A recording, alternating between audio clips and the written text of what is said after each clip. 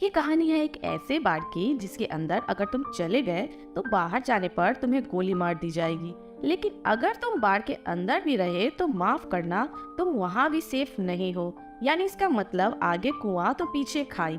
हमें एक बाढ़ को दिखाया जाता है जिसमें सर्जियो नाम का एक आदमी आता है। जिस समय सर्जियो बाढ़ के अंदर आता है ठीक उसी समय एक आदमी बाहर से निकलता है, और जैसे ही वो आदमी बाहर जाता है उसे कोई गोली मार देता है और उसकी मौत हो जाती है।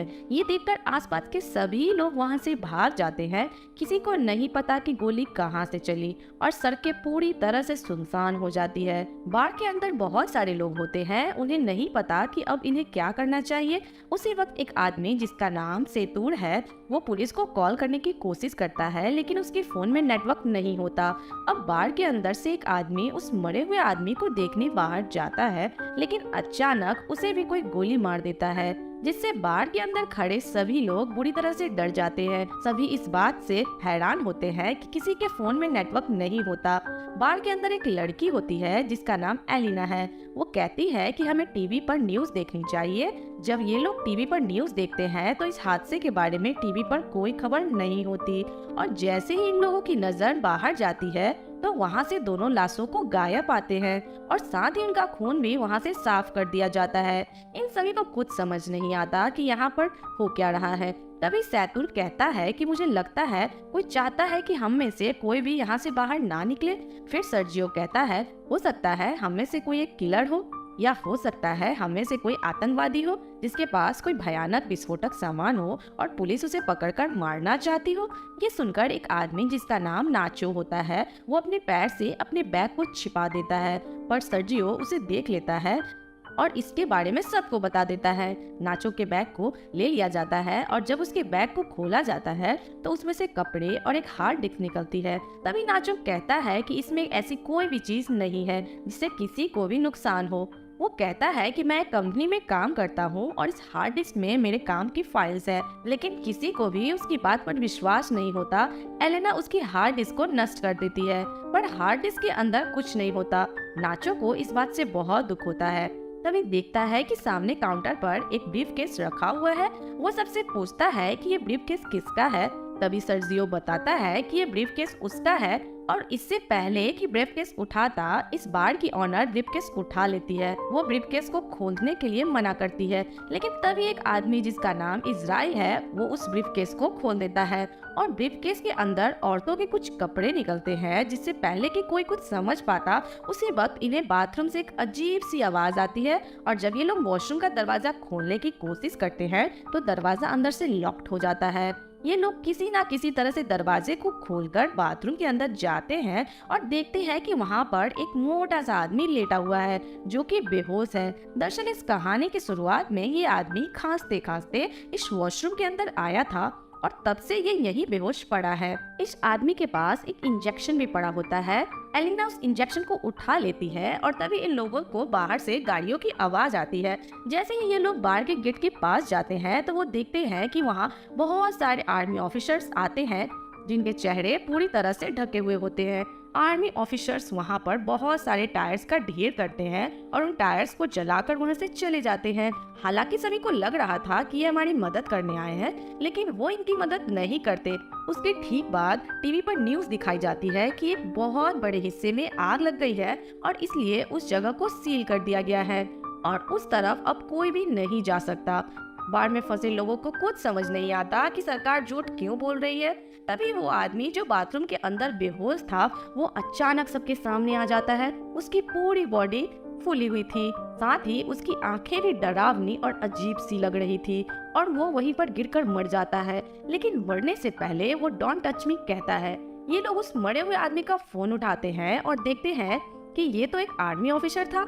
इसके फोन में और भी कुछ फोटोज होती है जिनमें लोगों ने किसी भी वायरस से बचने वाली पीपीटी किट पहनी होती है। अब बाढ़ के अंदर सभी लोग समझ जाते हैं कि इस पूरे इलाका को क्वारंटीन किया गया है। इसका मतलब ये जो आदमी अभी अभी यहाँ पर मरा है ये इन्फेक्टेड था, और इन्फेक्शन से इसकी जान चली गई है, और हो सकता है कि शायद अब यहाँ और भी लोग इन्फेक्टेड होंगे। वहीं नाचो को दिखाया जाता है जो किसी भी तरह से अपने फोन में सिग्नल लाने की कोशिश करता है, और जब वो एक टेबल पर चढ़कर अपने फोन को ऊपर करके अपने मोबाइल में नेटवर्क ले आता है वो ये बात सबको बताता है। तभी नाचो को कहा जाता है कि तुम जल्दी से किसी भी मीडिया वालों को कॉल करके उसे सब कुछ बता दो। लेकिन तभी सैतून भी फोन पर बात करने के लिए टेबल पर चढ़ जाता है, जिस वजह से टेबल टूट जाती है। फिर एक आदमी जिसका नाम एड्रेस है वो नाचो से फोन मांगता है, लेकिन तभी अम्प्रो उसे रोक देती है और कहती है कि इस फोन को मत छूना, क्योंकि ये फोन उस इन्फेक्टेड आदमी का था और अगर तुमने इस मोबाइल को छू लिया तो तुम भी इन्फेक्टेड हो जाओगे। सर्जी एंड्रेस इस बात से सहमत हो जाते हैं। अब इसका मतलब नाचो और जिस किसी ने भी इस मोबाइल को या उस आदमी को छू लिया है वो सब इन्फेक्टेड है, और ऐसा करने वाले इनमें से 5 लोग हैं। एंड्रेस उन्हें अपनी बंदूक से धमकाता है और इनसे कहा जाता है कि उस आदमी की डेड बॉडी को नीचे तहखाने में बने स्टोर रूम में लेकर जाओ। इन सब लोगों को मजबूरन उनकी बात माननी पड़ती है और ये सभी 5 लोग डेड बॉडी को लेकर नीचे तहखाने में चले जाते हैं। अब ऊपर बस 3 लोग बचे हुए हैं। थोड़ी देर बाद टैनी नाम की औरत को वहाँ पर सफोकेशन होना शुरू हो जाता है। टैनी सबको तहखाने का दरवाजा खोलने के लिए कहती है, लेकिन कोई उसकी बात नहीं सुनता। जैसे ही टैनी दरवाजा खोलने जाती है तो वहाँ पर रखी हुई कुछ बॉटल्स गिर जाती है। उसका लिक्विड एक साइड बहना शुरू हो जाता है और तभी इनकी नजर वहाँ पर बने एक ड्रेनेज पर पड़ती है। इसका मतलब ये लोग वहाँ से पानी के रास्ते से होते हुए वहाँ से बाहर निकल सकते हैं। फिर इजराइल उस ड्रेनेज को खोल देता है और वो ड्रेनेज के अंदर से होकर यहाँ से बाहर निकलने का फैसला करता है। इसलिए वो अपने शरीर पर ऑयल लगाता है और उस ड्रेनेज से नीचे जाने की कोशिश करता है, लेकिन ड्रेनेज का छेद ज्यादा बड़ा नहीं होता, इसलिए वो नीचे नहीं जा पाता। और तभी अचानक इन सभी लोगों को गोलियां चलने की आवाज आती है। आवाज सुनकर ये सभी लोग घबरा जाते हैं। फिर इन्हें ऊपर बार में धुआं दिखाई देती है, जिसे देखकर ये लोग समझ जाते हैं कि ऊपर जो 3 लोग थे उन्हें किसी ने मारकर पूरे बार को आग लगा दी। वहीं दूसरी तरफ इजराइल अभी भी पूरी तरह से ड्रेनेज में फंसा हुआ है। अब वो लोग सबसे पहले इजराइल को ड्रेनेज से बाहर निकालते हुए कुछ घंटों बाद आग पूरी तरह से बुझ जाती है और वो लोग ऊपर बाढ़ में आने का फैसला करते हैं। ऊपर बाढ़ में आने के बाद वो देखते हैं कि बाढ़ पूरी तरह से जलकर राख हो चुका है।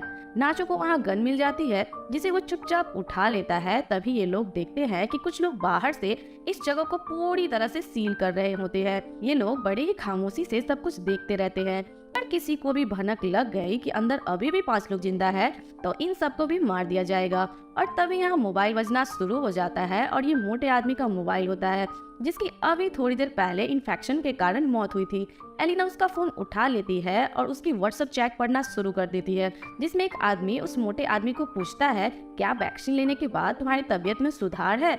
इस आदमी ने जवाब दिया होता है कि नहीं, मेरी तबीयत बहुत खराब है और मैं किसी बार के वॉशरूम में छुपा हुआ हूँ, तुम मेरे पास आने की कोशिश मत करना। अब एलिना इनकी पुरानी चैट्स पढ़ती है, जिसमें इस मरे हुए आदमी ने लिखा होता है, मेरे पास अभी 4 और बचे हुए हैं। ये लोग समझ जाते हैं कि इनके पास जो इंजेक्शन है वो ही इस वायरस की वैक्सीन है। ये पढ़कर सब लोग खुश हो जाते हैं कि ये वैक्सीन काम कर सकती है, लेकिन फिर भी इनके मन में एक डाउट आता है कि अगर इस आदमी ने वैक्सीन ली थी तो इसकी मृत्यु कैसे हो गई। अचानक के बाद उसका फोन बजना शुरू हो जाता है, पर इससे पहले कि वो फोन उठा पाते उसकी बैटरी लो होने के कारण फोन स्विच ऑफ हो जाता है। अब ये किसी न किसी तरह से फोन को चार्ज करने की कोशिश करते हैं। वही एलिना कहती है कि इस आदमी ने चैट्स में कहा था कि इसके 4 और बची हैं, तो क्यों ना हम उन 4 वैक्सीन को ढूंढे। फिर ये सब नीचे स्टोर रूम में उसकी लाश के पास जाते हैं, लेकिन उनको वहाँ कोई वैक्सीन नहीं मिलती। इसके बाद फिर ये वॉशरूम में जाते हैं, जहाँ पहले से ही इजराइल वैक्सीन के साथ बैठा होता है। इजराइल किसी एक से अपना बलिदान मांगता है, क्योंकि वो सब 5 है और वैक्सीन सिर्फ 4। इसलिए इजराइल सबसे पहले एक इंजेक्शन निकालकर अपने आप को इंजेक्ट कर लेता है। तभी नाचो उन पर अपनी बंदूक तान देता है, लेकिन इजराइल फिर भी वैक्सीन अपने शरीर में इंजेक्ट कर लेता है। इसके बाद इजराइल और नाचो के बीच हाथापाई शुरू हो जाती है। इजराइल नाचो पर हावी हो जाता है और उसकी गन को छीन लेता है। इसी हाथापाई के दौरान वैक्सीन इजराइल के हाथ से छूटकर नीचे तहखाने में गिर जाती है। ट्रेनी तहखाने में जाकर वैक्सीन को उठा लेती है, लेकिन तभी गलती से उसके हाथ से वैक्सीन छूट जाती है और नीचे नाले में गिर जाती है। अब ये बेचारे सोच रहे होते हैं कि वैक्सीन को नाले में से कैसे निकाला जाए। इन सब में से एलिना सबसे पतली होती है, इसलिए ये लोग उससे पूछते हैं, क्या तुम अंदर जाकर उस वैक्सीन को ला सकती हो। पहले तो एलिना मना कर देती है, लेकिन फिर बाद में वो मान जाती है। जिसके बाद एलिना की बॉडी पर ऑयल लगाया जाता है और उसे उस छोटे से छेद के अंदर धकेला जाता है और बड़ी ही मुशक्कत के बाद वो नीचे नाले में गिर जाती है। एलिना वैक्सीन ढूंढ लेती है और पानी से बाहर आ जाती है। तभी नाचो वैक्सीन को एक तार पर बांधकर ऊपर भेजने को कहता है, लेकिन एलिना साफ साफ मना कर देती है क्योंकि वो जानती है ऊपर 3 लोग हैं और वैक्सीन भी सिर्फ 3 ही बची हुई है। एलिना सबसे पहले कहती है कि अगर तुम्हें वैक्सीन चाहिए तो तुम्हें नीचे आना होगा। फिर उसके बाद ये लोग ड्रेनेज के छेद को बड़ा करते हैं। तब तक एलिना बाहर का रास्ता ढूंढना शुरू कर देती है। थोड़ी दूर जाने के बाद उसे एक जगह पर रोशनी दिखाई देती है। सबसे पहले वो इंजेक्शंस को वहाँ पर बने एक गड्ढे में छुपा देती है। इसके बाद वो सीढ़ियों से ऊपर जाकर देखती है कि वहाँ पर बहुत सारे पुलिस फोर्स जो कि बाढ़ में मरे उन 3 साथियों को जला रही है। यहाँ से सीन शिफ्ट होता है और हमें दिखाया जाता है कि बाकी के 4 लोग जो ऊपर स्टोर रूम में थे वो भी अब किसी न किसी तरह से नीचे आ जाते और नाचो के बीच एक बार फिर घमासान युद्ध शुरू हो जाती है। और इस बार नाचो सबसे बंदूक छीनकर उसे वहीं पर गोलियों से भून देता है। अब नाचो के पास गन होती है, इसलिए सब उससे डर रहे हो। तभी नाचो सेतूर को अपने गन पॉइंट पर ले लेता है और एलिना को वैक्सीन देने के लिए कहता है। नाचो कहता है कि हमारे पास 3 वैक्सीन है और इसको मारने के बाद हम तीनों बच सकते हैं। फिर एलिना इन सबको बाहर की ओर ले जाती है जहां उसने वैक्सीन छिपा रखी थी।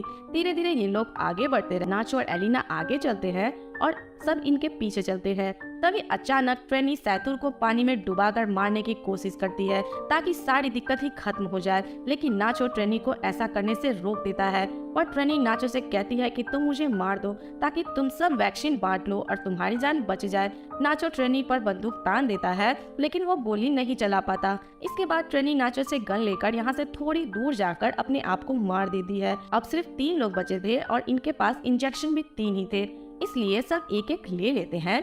पर सबसे पहले कि ये लोग अपनी बॉडी में इंजेक्शन लगाते, यहाँ पर इजराइल आ जाता है जो अभी भी जिंदा है। इजराइल सैतूर पर पीछे से हमला करके उसे जान से मार देता है। अब इजराइल को गुस्सा आ जाता है और वो नाचो और एलिना की जान के पीछे पड़ जाता है। तभी नाचो और एलिना को सामने सीढ़ियाँ दिखाई देती है। वो दोनों सीढ़ियों की ओर आगे बढ़ते हैं पर तभी एलिना के पास जो इंजेक्शन होता है वो उनके हाथ से छूटकर नीचे गिर जाता है। अब क्योंकि इजराइल भी इनके साथ सीढ़ियों पर चढ़ रहा है, इसलिए वो नीचे नहीं जा सकते। जल्दी से अपना इंजेक्शन एलिना को दे देता है। फिर इजराइल के पैर पकड़कर उसे नीचे खींच लेता है, जिससे दोनों की नीचे गिरकर मौत हो जाती है। एलिना के पास अब जो वैक्सीन बचा है वो उसे अपने शरीर में इंजेक्ट कर लेती है और ड्रेनेज के ऊपर से उसको खोलकर बाहर निकल जाती है। बाहर निकलते ही उसे बहुत सारे लोग दिखाई देते और सरकार ने आगे के इलाके को पूरी तरह से सील किया हुआ है। तभी एक औरत उसकी बॉडी पर अपनी जैकेट डाल देती है। एलिना को बिल्कुल भी होश नहीं होता और वो चुपचाप उस भीड़ में शामिल हो जाती है। अंत में इस कहानी में हमें पता चलता है जो बाढ़ के वॉशरूम में खांसता खांसता गया था वो एक आर्मी ऑफिसर था और हो सकता है शायद आर्मी किसी तरह का कोई बायोलॉजिकल वेपन बना रही हो ताकि वो अपने दुश्मन देशों पर इस वेपन से हमला कर सके। लेकिन इस दौरान इनका अपना एक ऑफिसर इन्फेक्टेड हो गया। हालांकि उनके पास इस इन्फेक्शन की वैक्सीन भी थी, लेकिन ये ऑफिसर बीमार था, इसलिए वैक्सीन ने इसके ऊपर काम नहीं किया। और जब आर्मी को पता चलता है कि उनका वो ऑफिसर बाढ़ के अंदर है तो उन्होंने पूरे एरिया को सील कर दिया ताकि वहाँ से कोई भी बाहर ना निकल पाए और उस वायरस को इसी जगह पर खत्म किया जाए, चाहे इसके लिए उन्हें कुछ बेगुनाह लोगों को मारना ही क्यों ना पड़े। थोड़े बहुत लोगों के चक्कर में वो पूरे देश को खतरे में नहीं डाल सकते थे, इसलिए उन्हें मजबूरन ये कदम उठाना पड़ा। तो आपको क्या लगता है ये कदम उठाना सही था या गलत? हमें कमेंट करके जरूर बताएं और हमारे चैनल को भी सब्सक्राइब करें।